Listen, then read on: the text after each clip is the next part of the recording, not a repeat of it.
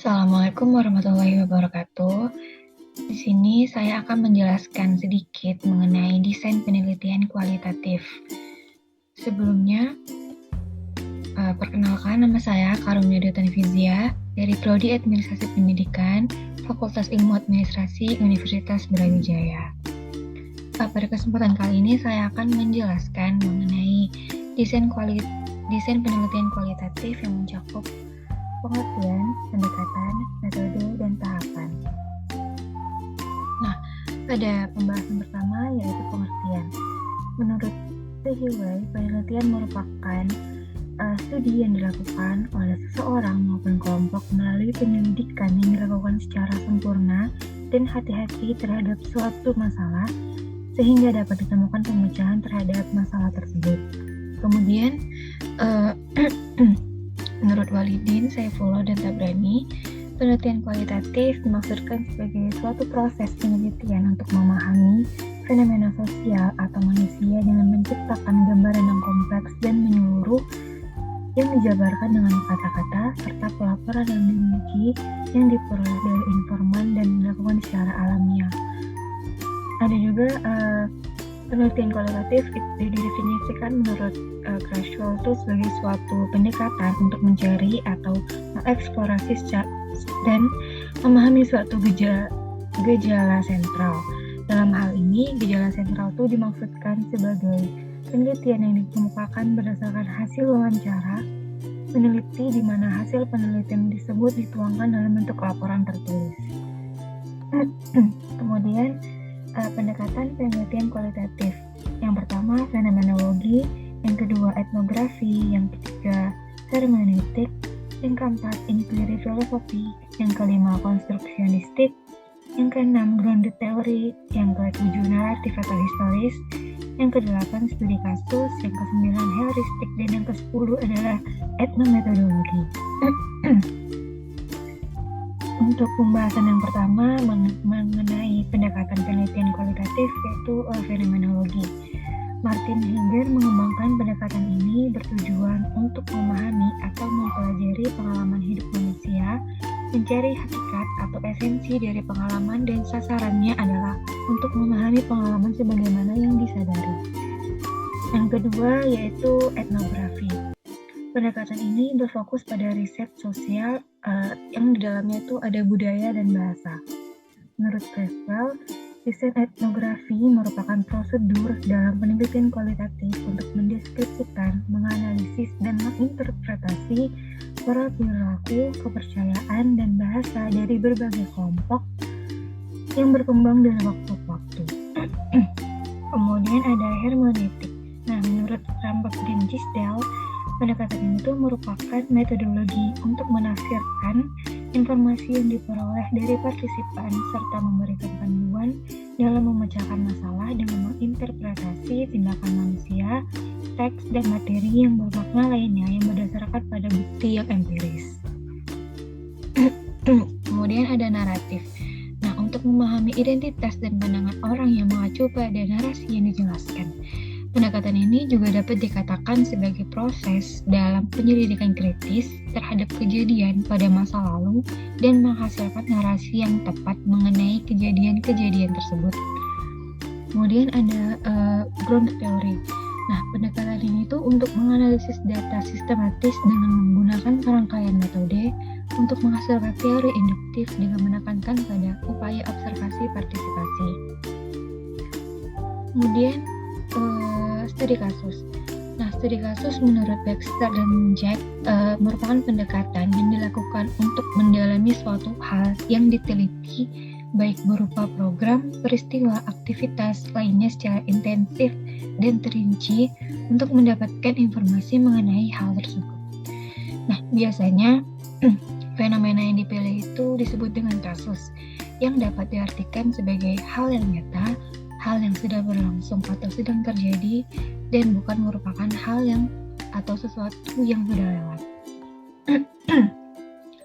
Kemudian ada inquiry filosofi. Nah, penelitian ini didasarkan pada isu dan ide dari berbagai perspektif literatur, menelaah dan menguji secara mendalam tentang makna dari suatu konsep dirumuskan dalam bentuk pertanyaan. Kemudian konstruksionistik. Nah, tujuan dari pendekatan ini adalah untuk memahami makna yang dibangun oleh individu yang difenomenokan dalam suatu kejadian, gejala yang ada, dan interaksi individu. Pendekatan selanjutnya yaitu heuristik. Fokus dari pendekatan ini adalah permasalahan mengenai bagaimanakah pengalaman setiap individu pada berbagai fenomena dan ditujukan pada observasi tindakan manusia secara individu dalam kehidupan masyarakat. Kemudian ada etnometodologi. Pendekatan itu berfokus pada kajian yang mengarah pada pengalaman kelompok, institusi, organisasi sosial yang berbeda-beda. Pendekatan ini juga lebih mengarah pada tindakan dari kelompok tertentu. Pembahasan selanjutnya mengenai metode penelitian kualitatif yang terbagi atas 3, yaitu interview, participan observation, dan analisis dokumen. Yang pertama, interview. Nah, interview ini dilakukan oleh peneliti untuk memperoleh data yang banyak dan data yang lebih akurat, sehingga peneliti dapat lebih memahami situasi dan kondisi baik sosial maupun budaya dari partisipan atau narasumber yang diteliti. Kemudian ada participan observation. Nah, peneliti ini harus terlibat secara langsung terhadap objek penelitian yang dilakukan dengan observasi langsung. Kemudian analisis dokumen. Metode ini dilakukan dalam studi kasus jika metode interview dan metode participan observation atau metode observasi tidak diperoleh data yang sesuai.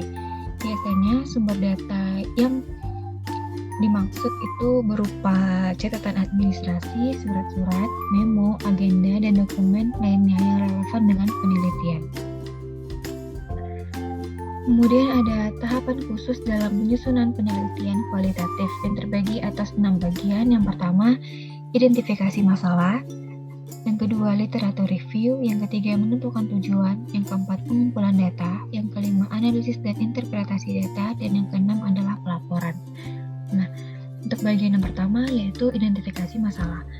Pada bagian ini, peneliti terlebih dahulu mengidentifikasi permasalahan apa saja yang akan menjadi sasaran dari penelitian. Yang kedua, literatur review.